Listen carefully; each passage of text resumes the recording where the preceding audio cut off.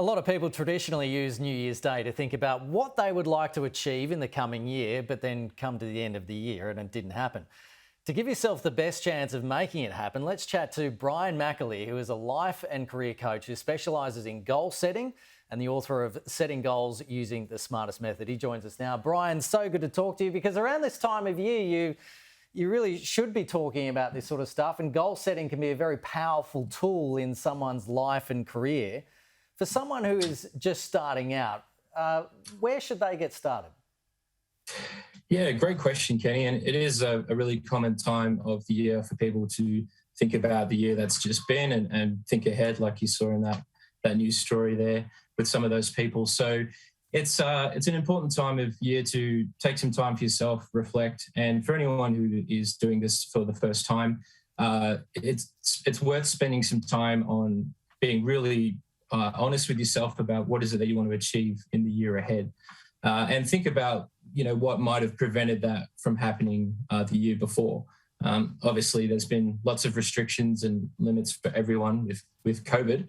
However, we just have to be a little more flexible now in the way that we set goals and pursue those goals. So for anyone getting started, looking to make 2022 a great year, be flexible, be adaptable, and be patient, and you'll find that with the right amount of preparation, you can get off to a good start. Yeah, the pandemic can certainly throw some curveballs at you. How Absolutely. specific in the detail when writing out goals, like how specific do you need to be? It helps to be as specific as you can be. For example, with the method I developed, which is an expansion on SMART goals, which a lot of people will be familiar with. The S in the first letter of the method stands for specific. In my method, it's small and specific. So it's not about thinking small, it's about thinking big, but chunking those goals down into small steps. And being as specific as you can be about, what is the outcome? When you've achieved that goal, what is it going to look like? What are you going to hear? How are you going to feel? And try and paint a bit of picture in your mind, which is going to push you in that direction. A lot of the troubles people have at the start of the year is they get so focused on New Year's resolutions, which is great. It's good to think about things you want to change, but resolutions can be quite vague. It might just be, I'm going to get fit this year. That's not very specific. Something more specific would be, I'm going to lose a certain amount of kilos. I'm going to exercise 3 times a week and be able to run that marathon in 11 months' time. That's still specific, and it's going to help you achieve that initial goal of getting fit. So being specific is important, but again, remembering to be as flexible as you can be because of the unpredictable world that we live in.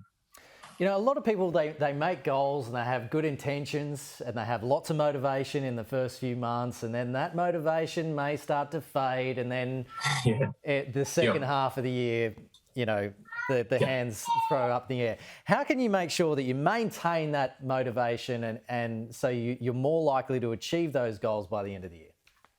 Yeah, that's a great point, and it's really important to keep that motivation going. And the start of a new year is, in its own way, is very motivating. We can leave behind 2021 and the challenging year we've had, and it's like time for a fresh start. So the thing with motivation, though, is it's usually only temporary. We can't expect just one bit of advice or one video or one conversation to give us all the motivation we need for an entire year. If you think of like your goal is like a car, you've just got to keep refueling it. And the same goes with motivation. And the way to keep that motivation going is to revisit your goal and why it's so important to you, and go back to the specifics of it. Because when everyday life gets in the way and all the things that we have to do, those goals can fall by the wayside, and then that's where the motivation goes. And it's quite common to see a lot of people after the first few weeks in January start to fizzle out and lose that motivation. So it's important to have a bit of a habit or a ritual, if you like, where you go back and revisit those goals at least once a week, and focus on why you're doing it, what it's going to do for you, how it's going to change your life, and then that motivation will continue. And eventually you'll get to that space where you're more driven. You don't have to rely sort of on those short bursts of motivation, but you're more driven and compelled because you start to see that you're making progress. Well, I think for me, cutting back on certain food and beverages would be up there this year. My metabolism is not what it used to be. Not a young man anymore. Well, Brian Same McAleer, here. thanks Yeah. so much for your chat and your insights today. I really appreciate it. My pleasure, Kenny. Thanks a lot.